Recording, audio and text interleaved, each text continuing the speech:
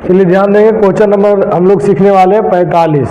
45 में question 45 question समझने के लिए सबसे पहले आपको ये जानकारी रखना है कि 45 नंबर क्वेश्चन में दिए गए चित्र में BC का मान 15 है। तो और साइन B, देखिए BC, आपको BC से उतना कोई मतलब रखना ही नहीं है।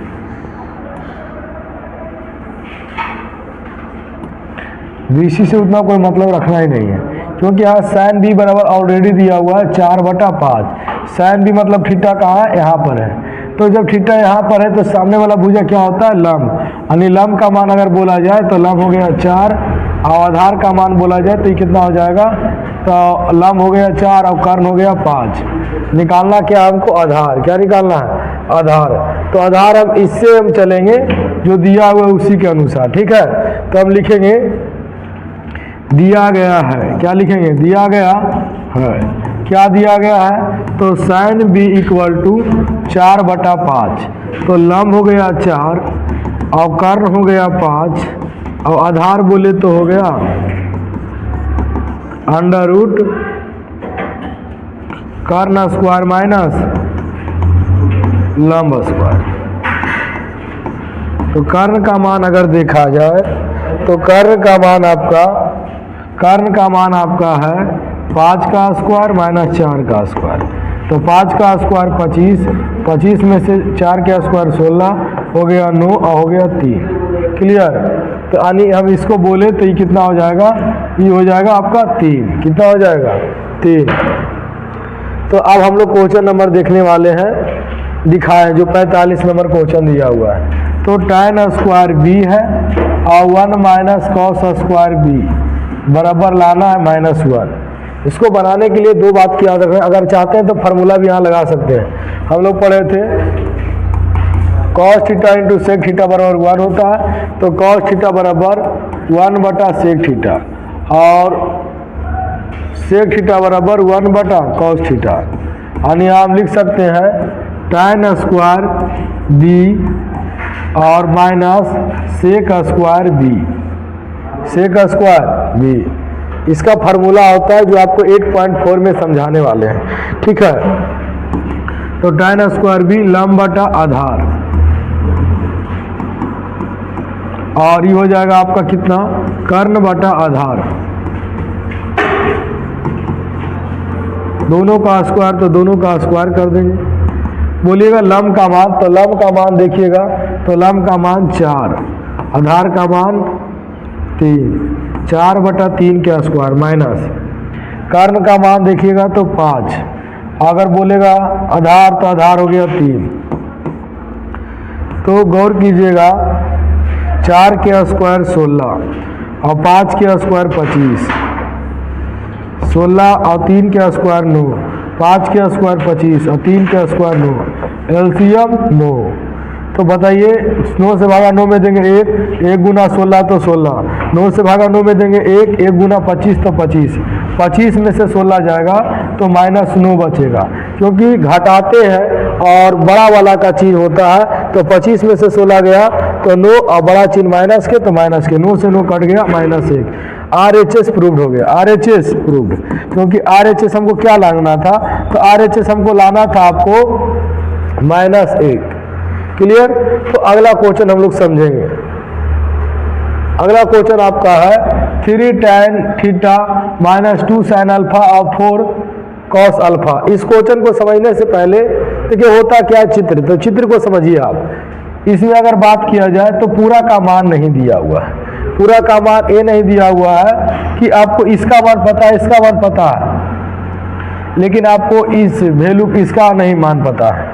तो इसका मान पता लगाने के लिए आपको ये हो गया लंब और ये हो गया कर्ण निकाल लेना है आपको। सॉरी, ये हो गया लंब, ये हो गया आधार, निकालना है कर्ण।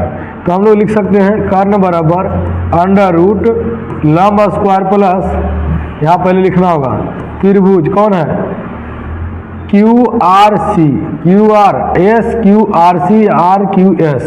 तो लिख देते हैं त्रिभुज RQS। अब आपका सवाल होता है RQS क्यों लिखे, तो RQS लिखने का मतलब समझिए, RQS लिखने का मतलब कि एंगल जो 90 डिग्री होता है उसको बीच में रखा जाता है। ठीक है। तो अब यहाँ देखते हैं, इसमें हो गया आपको निकालना यानी कि निकालना आपको कौन चीज आर एस। तो आर एस का फार्मूला यानी कर्ण हो गया सबसे लंबी भुजा, तो अंडर रूट लंब स्क्वायर प्लस आधार स्क्वायर। अगर देखा जाए तो लंब का मान आपका हो जाता है कितना, तो लंब का मान हो जाता है 8 और आधार का मान हो जाता है 6। तो 8 का स्क्वायर कितना होता है 64 और 6 का 36, और जब दोनों निकाल लिए तो हो गया 10 100, और 100 किसका होता है 10 का, यानी इसका वैल्यू आ गया 10। क्लियर। अब जब इसका वैल्यू 10 आ गया, अब हम लोग चलेंगे त्रिभुज आर क्यू पी में, त्रिभुज आर क्यू पी में, त्रिभुज आर क्यू पी में। तो आर क्यू पी त्रिभुज में अगर देखा जाए तो आपको ई हो गया कर्ण, आई हो गया लंब, आपको आधार ही नहीं पता, आधार ही नहीं पता है। तो इस कैटेगरी को आप सिंपल जानते ही हैं कि इसमें क्या निकालना है आधार। तो आधार का ही सूत्र लगा दीजिए, अंडर रूट कर्ण स्क्वायर माइनस लंब स्क्वायर। अब गौर कीजिए यहाँ पर अगर बात किया जाए कर्ण तो सबसे लंबी भुजा कर्ण यानी 17 का स्क्वायर। अब बोला जाए लंब तो 8 का स्क्वायर। तो 17 का स्क्वायर जानते हैं कितना होता है 289, और 8 का स्क्वायर 64। जब इसको घटाएंगे तो 9 में से 4 गया तो 5, और 8 में से 6 गया तो 2, और 2 तो 2, तो आ गया 225। 225 किसका होता है तो 15 का होता है। क्लियर। अब इसको हम लोग बना लेंगे क्योंकि हम लोग को पूरा पता है। अगर ये टोटल वैल्यू बोला जाए तो आपको कितना हो जाएगा, टोटल वैल्यू हो जाएगा 15। चलिए अब बना लेंगे। तो कह रहा है 3 tan theta minus 2 sin alpha और प्लस 4 cos अल्फा। इसको समझने से पहले आप फार्मूला इसको लिख लीजिए। तो 3 गुना tan अल्फा, tan थीटा यानी लंब बटा आधार, लंब बटा आधार, माइनस 2 लंब बटा कर्ण, लंब बटा कर्ण, प्लस 4 आधार बटा कर्ण। अगर अब देखा जाए तो यहाँ पर हम लोग देख रहे हैं 3 गुना लंब, तो लंब का मान अगर देखा जाए तो कौची है थीटा है ना।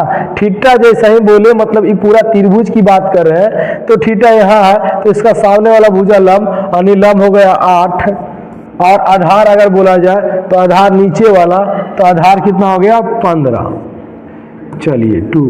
अब अल्फा बोला, अल्फा मतलब इस त्रिभुज की खाली चर्चा करना है। तो अल्फा इसका सामने वाला भुजा लंब हो गया 8, आधार हो गया 6 और कर्ण हो गया 10। तो लंब हमें चाहिए, तो लंब हो गया 8 और कर्ण हो गया 10। अब यहाँ भी cos अल्फा है तो इसी से चलेंगे। तो cos अल्फा में देखा जाए इस त्रिभुज की बात की जाए, ए वाला त्रिभुज की, तो cos अल्फा में ई हो गया आपका सामने वाला भुजा लंब, तो ये आधार हो गया कितना, आधार हो गया 6 और कर्ण हो गया 10। क्लियर। अब आपको गुना कीजिए तो 8 तिया 24 बटा 15। अब काटिएगा तो काट सकते हैं 5 दूनी 10, इसको भी काटिएगा तो काट सकते हैं 2 दूनी 4 और 5 दूनी 10। दूसरे जो पहाड़ा से ऊपर काटते हैं वही पहाड़ा से नीचे। तो 8 बटा 5 प्लस अगर बोला जाए तो 6 दूनी 12, 12 बटा 5। अगर एलसीएम लिया जाए तो हो जाता है 15। अब एलसीएम जब 15 हो गया है, आप इसको भी तो काट सकते थे, तो इसको भी हम लोग काट लेते हैं। 3 है ना, तो 3 5 15। एलसीएम जिससे लेने में आसानी होगा। तो ये भी हो गया 8 बटा 5। अब 8 बटा 5 एगो प्लस एगो माइनस, ये भी कट गया तो आंसर आ गया 12 बटा 5। यही हो गया आपका राइट आंसर, यही आपका हो गया राइट आंसर। क्लियर। तो ये आपको पूरा समझ में आया होगा। अगला क्वेश्चन हम लोग चलते हैं।